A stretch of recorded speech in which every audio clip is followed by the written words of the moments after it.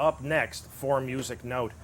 Our first guest this morning, and it really shows an awful lot for him to join us. He is the conditioner of the undefeated New York-bred Boston Stones, who was to start in this afternoon's A.G. Vanderbilt. Ladies and gentlemen, Mr. Bruce Lavine. Bruce, welcome back to the show. Thank you for having me on. Bruce, what happened to Boston Stones? Looks like he come up with a little bit of a foot bruise. We schooled him yesterday afternoon, kind of brought him back to the barn, went over him. He had a little heat in his right foot. Really didn't worry me. He's had it from time to time before. Came in this morning and his foot was on fire, so he probably got a deep stone bruise in there. At this point, I know it's very, very early, the prognosis? I mean, it's probably a couple of days, maybe a week of no training. You know, we're tubbing him. We tubbed him this morning. We'll tub him again this afternoon and do him up, and hopefully in a few days, we'll get him back in a few days, back to training. You know, he's dead fit, so, it's not going to really back me up much. For those of you who don't know, Boston Stones is owned locally here by Roddy Valente of Loudonville.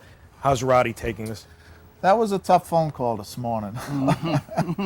But, it's part of it, and, he takes the good with the bad, and he's been in the game, so, but that was a tough one this morning. Believe me, that was a tough call. I haven't seen him since the Carter, and we're about to take a look back at his victory in the Grade 1 Carter. He was sidelined for a while. Remind our audience what happened. After the Carter, he got sick on me, and then he kind of went into just a lull. He wasn't eating good, and, I just backed off him. I wanted to make the Met Mile, couldn't do that.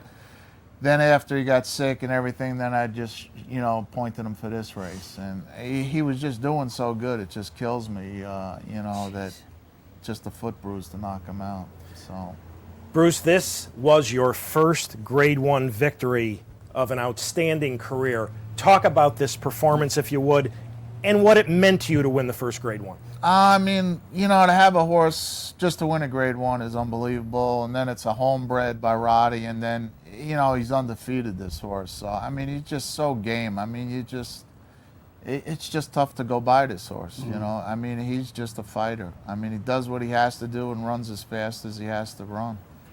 And he does have that wonderful trait that he puts his head down and simply doesn't like anybody to go by him. He's a tough customer. Bruce, today, the way the race set up, there was some other speed, including Black 17, the shipper. But as fast as Black 17 is, he's not terribly quick away from the gate. It appeared that Boston Stones could make the front today. Was that going to be the strategy, the instructions to Edgar to get him running out of there and make the top? I was going for the lead. I mean, if he got outrun, he got outrun, but we weren't taken back, and they were going to, it might have set it up for closer today, but we were not taken back. Bruce, with the injury, and again, we're kind of in limbo at this point, not knowing, but if you're able to get him back to the race, and you said he was dead fit, so there's not a lot more you're going to have to do with him, what kind of races will you be looking at for the rest of the year? I'd like to get one race in before the Vosburg, then the Breeders' Cup. So that's basically was our plan. Run them today, maybe one more time than the Vosburg, or just ran today and the Vosburg. So, it doesn't really back me up that much. It really doesn't. Bruce, the Breeders' Cup this year at Santa Anita on a, up to this point, unknown synthetic surface. Boston Stones is unbeaten, but over dirt racetracks. How important is it for you to get a race over a different surface before the big day? It might be, but this horse wintered in Florida on a synthetic surface. He's trained on the poly track, so and he's breezed well on it. I mean, we had him down in Florida, and we went down there and watched him and everything, and he trained well over poly. So it doesn't bother me that the race is on a poly. I mean, he's trained well on it. So the consideration of possibly going out for the ancient title in advance of the Breeders' Cup to get a race over that same surface, is that under any consideration? It's in the thought process, but it's not so much, as much as other people that never ran on the poly. We have trained on it though. We have. So, and he's taken to it. I mean, he's been 5/8 in a minute and change. I mean, he's breezed a bunch of times on it. Well, I'll be back in just a couple of minutes to chat with Bruce about success from yesterday, but for right now, here's Michael. Bruce, thanks for coming in today. It's good to see you again. And I want to tell our audience something that they don't know until right now. It's good to see you this morning. When the Oklahoma opened, it's almost 30 years ago for off-season training, and Len Hale got that done with Naira. This gentleman here is the first story that I did when the Oklahoma he was one of the very first folks to come up and try the there was about 60 horses here that spring. 1980. 1980. So he was my first interview after the Second World War. One follow-up on Bustin' Stones, Bruce. We talked a little bit about this before the Met. You were thinking maybe finally stretching. Now, that's by the board. You decide against it. In a perfect world, if he comes back good and if he goes at 5, will you keep that idea in mind? Yeah, I don't know if we'll race him next year. Okay. I lean towards making a stallion out of him this year. So that kind of fell by the wayside. Sure. I did want to stretch him out, and I thought the Met Mile was the time to do it. Yeah. Because he reminded me a little bit of like Ghost Zapper. He looked like a stone sprinter. Yeah. And then he was just so good, and they stretched him out, and he just kept going. And I thought, that way. But right now, we're just, Breeders' Cup Sprint. Are you and Roddy thinking New York, or you haven't gone that far down the line for Stallion? We've had some inquiries from Kentucky and New York. Yeah. So, we're just kind of mulling over what's going to be the best. Okay. Mark? Well, Bruce had some success yesterday here at Saratoga in race number 6 with Real Estate, who he freshened up, turned back to a sprint. We're about to take a look at it. Post position number 1. Bruce, talk about this performance, if you would. This horse is a very, very talented horse.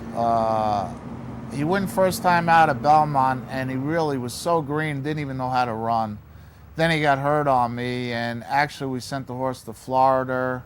I just thought he was too nice a horse to have him here in the winter. And he didn't run any good down there, and then I got him back, and he just wasn't doing any good. And then I put some blinkers on him, and it kind of seemed like it straightened him out.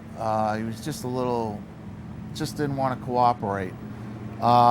He's a very, very well-bred horse. This horse is a half to Dubai Escapade, a Madcap Escapade, which is 2 grade 1s in his family.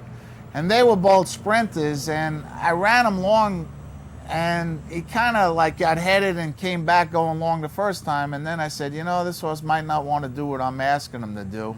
I was hoping this race was 7/8, and it came up 3/4, and I said, I got to run him, because I'm thinking about the forego for this horse at 7/8.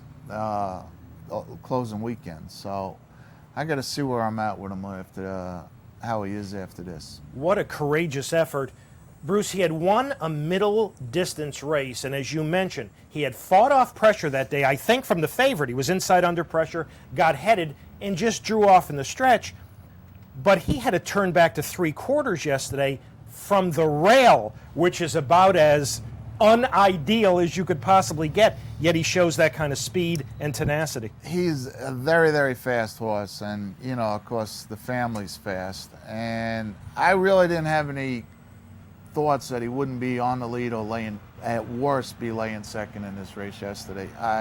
He only really had the one route race, and he was a very, very fresh horse. And he's a very, very fast horse. I mean, his splits in the route race were super fast.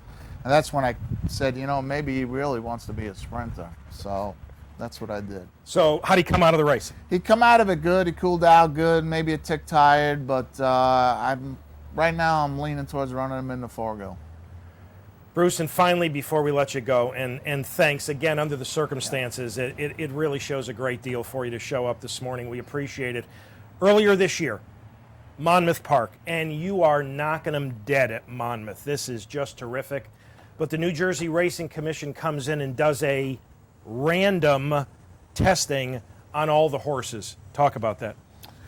They're allowed to do that. It's at a competition testing, and really you don't have any say in the matter. So and I told them go ahead and test all the horses. So that's their call. Everything was clean. Everything was clean. Honestly, had you been winning at 18% rather than 48%, would the random search have come to your barn? I don't know. They've tested other people since then, from what I hear, but I don't know. Well, it's been a great year with Bustin' Stones and with all your horses. First grade one in the Carter. Congratulations. We're sorry about what happened to him this morning. We hope you get him back to the races soon, and we hope to see you again very soon. Thanks you for having me on the show. Thanks, Bruce. Okay, Bruce Bruce. Lavine, ladies and gentlemen. We are up to our next break.